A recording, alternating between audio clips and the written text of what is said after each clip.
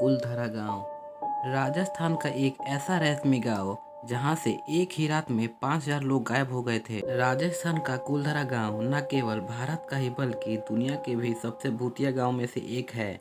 200 साल के बाद भी ये गांव आज तक फिर से बस नहीं पाया। तो दोस्तों, स्वागत है आपका हमारे छोटे से यूट्यूब चैनल पर। इस वीडियो में हम आपको एक ऐसे गांव के बारे में बताएंगे जहां रातों रात 5,000 लोग गायब हो गए। आइए आपको हम विस्तार से बताते हैं। कुलधरा गांव भारत ही नहीं, अगर हम बात करें दुनिया की सबसे भूतिया जगह की तो कुलधरा का नाम सबसे ऊपर आता है। राजस्थान के जैसलमेर से 14 किलोमीटर दूर मौजूद कुलधरा गांव जो पिछले 200 सालों से वीरान पड़ा हुआ है। ऐसा माना जाता है कि इस गांव को साल 1300 में पालीवाल ब्राह्मण समाज ने सरस्वती नदी के किनारे इस गांव को बसाया था।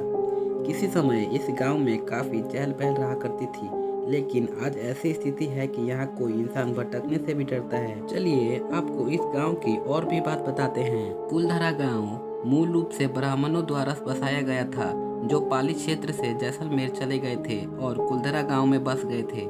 इस गांव की पुस्तकों और साहित्य वृत्तांतों में कहा जाता है कि पाली के एक ब्राह्मण ने सबसे पहले इस जगह पर अपना घर बनाया था और साथ में एक तालाब भी खोदा था, जिसका नाम उसने उधमसर रखा था। लोकप्रिय मिथक के अनुसार 1800 के दशक में गांव के मंत्री सलीम सिंह के अधीन एक राज्य हुआ करता था, जो कर इकट्ठा करके लोगों के साथ विश्वासघात किया करता था। ग्रामीणों पर लगाए जाने वाले कर की वजह से यहाँ के लोग बेहद परेशान रहते थे।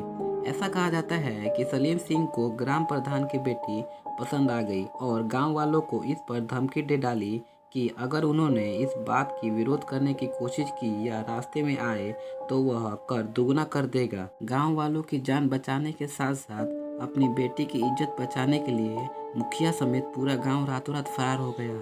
गांव छोड़ते वक्त गांव वालों ने गांव को ये श्राप दिया था कि यहाँ आने वाले दिनों में कोई नहीं रह पाएगा। कुलधरा गांव अब भारतीय पुरातत्व संरक्षण द्वारा संरक्षित तरीके से रखा जाने वाला एक ऐतिहासिक स्थल है। पर्यटक यहाँ घूम सकते हैं और उस समय के दौरान ऐसा क्या हुआ था जैसी झलकी आपको यहाँ देखने को मिल जाएगी। कुलधरा क्षेत्र एक विशाल क्षेत्र में फैला हुआ है, जिसमें लगभग 85 छोटी बस्तियाँ शामिल है।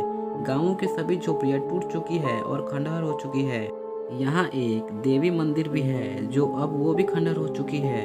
अगर आपको यहाँ कभी जाने का मन करे तो आप यहाँ अक्टूबर से मार्च के बीच जा सकते हैं, क्योंकि ये जगह राजस्थान में होने की वजह से अत्यधिक गर्म रहती है। तो धन्यवाद दोस्तों, हम आशा करते हैं कि ये आपको वीडियो अच्छी लगे।